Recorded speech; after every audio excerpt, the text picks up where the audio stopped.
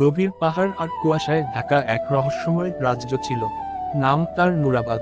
রাত হলেই পাহাড়ের গুহা থেকে বের হতো ভয়ঙ্কর সব মনস্টার। তাদের গর্জনে কেঁপে উঠত পুরো গ্রাম।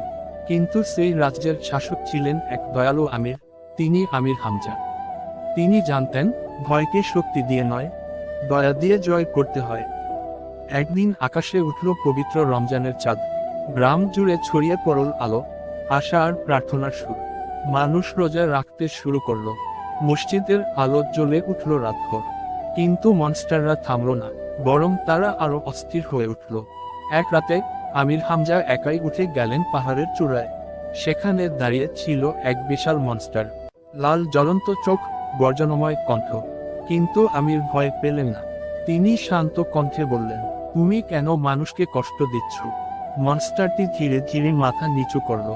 তার গর্জন বদলে গেল এক কষ্টভরা স্বরে।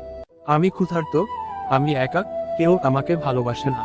সেই মুহূর্তে আমির বুঝলেন, সব মনস্টার জন্মগতভাবে দুষ্ট নয়।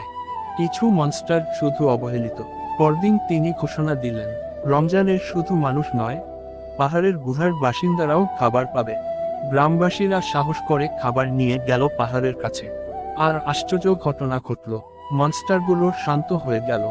তাদের চোখে আর আগুন নয়, ছিল কৃতজ্ঞতা। ধীরে ধীরে নুরাবাদ বদলে গেল। মনস্টাররা আর ভয় দেখাতো না।